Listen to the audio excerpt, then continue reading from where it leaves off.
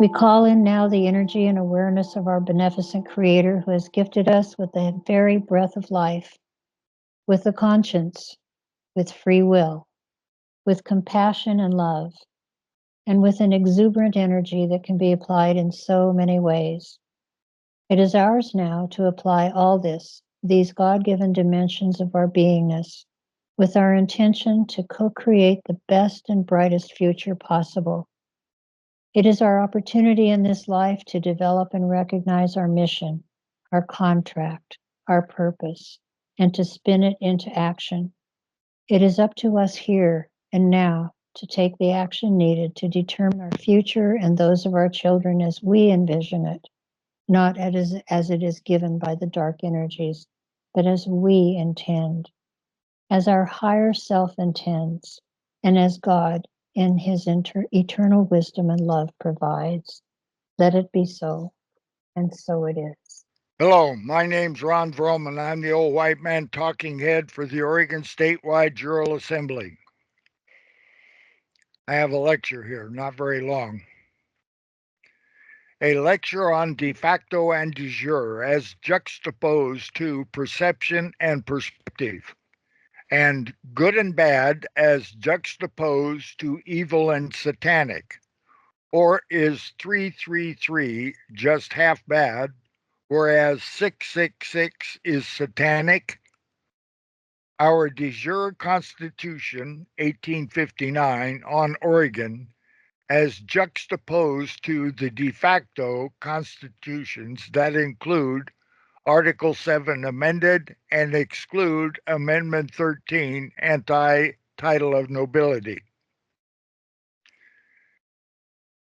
Then, as to being de facto and not de jure, read Black's Law, page 416, 6th edition.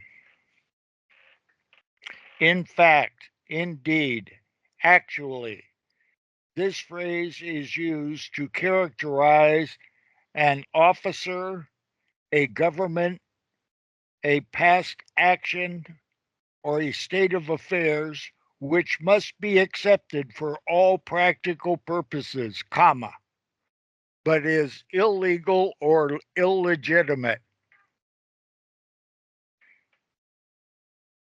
Thus, an office, position, or status existing under a claim or color of law, such as a de facto corporation.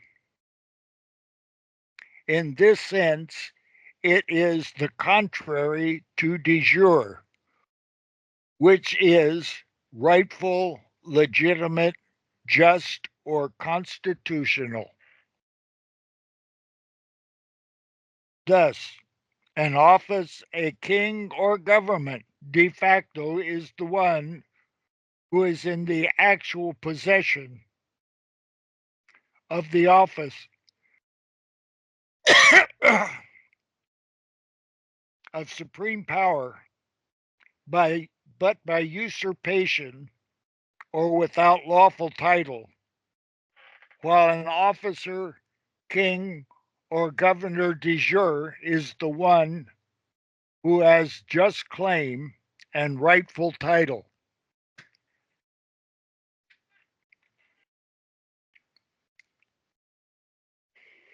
There is nothing that can be saved from the de facto.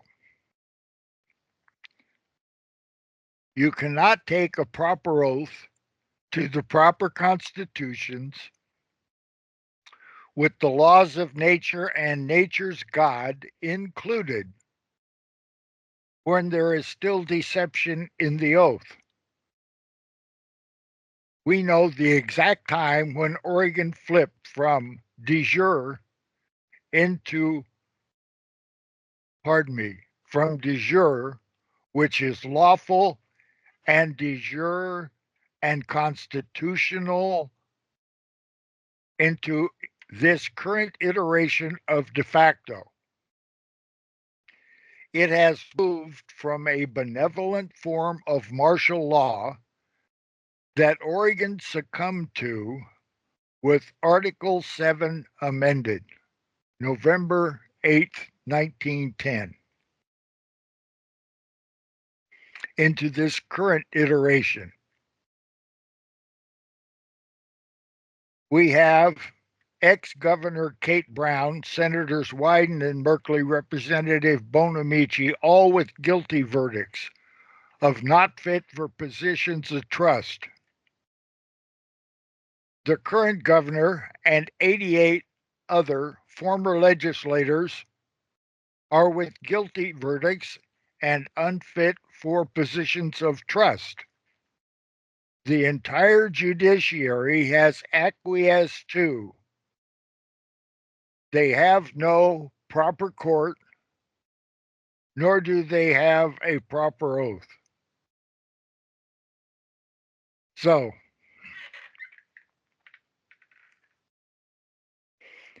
how do you deal with this?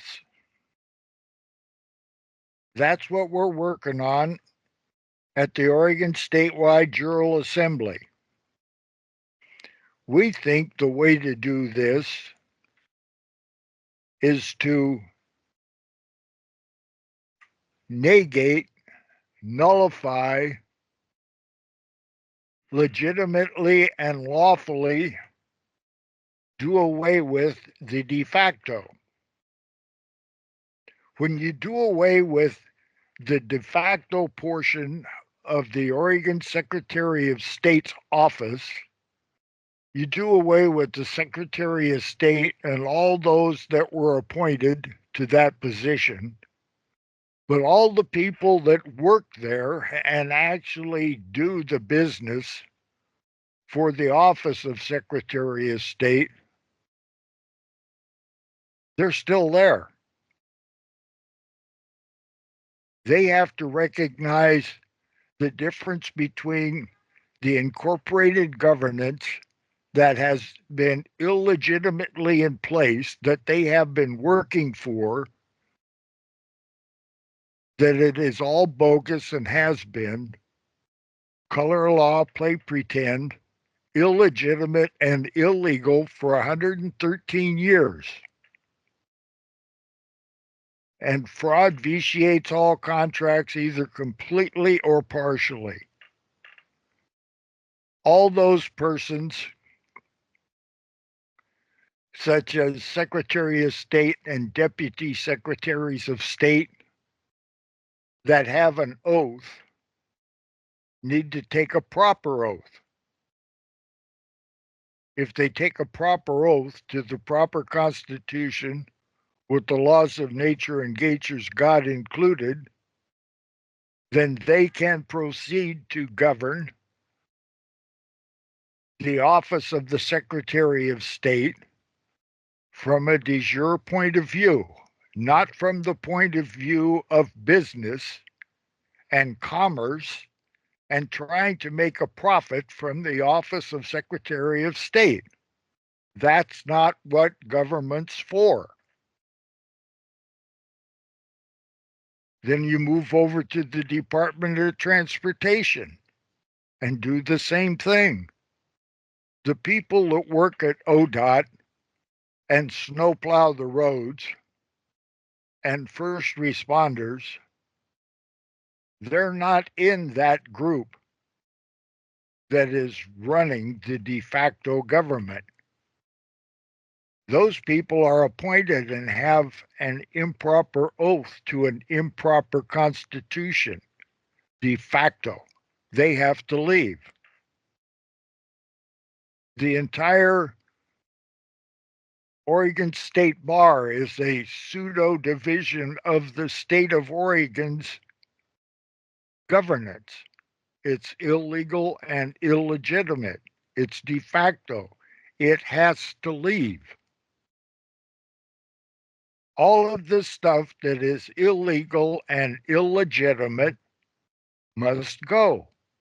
All those that aren't, stay, and we'll work this out.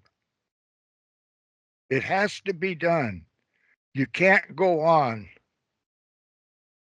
taking a false oath.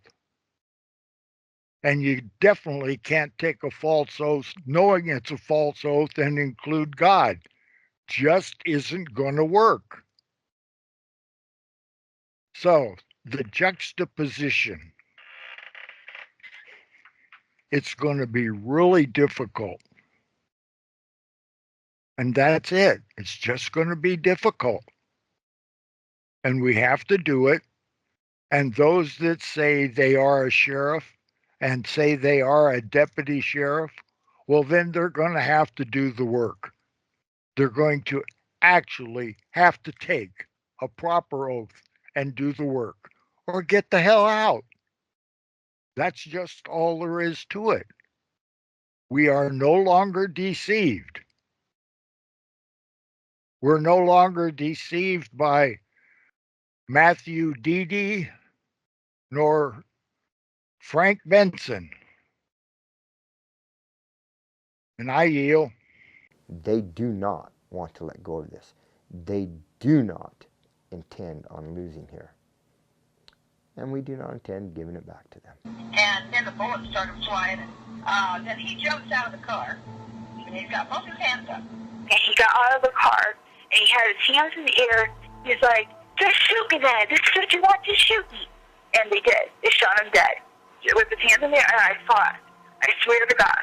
He was just walking with his hands in the air. And they shot him. And they shot him dead, and then after he was down on the ground, they shot him 3 more times.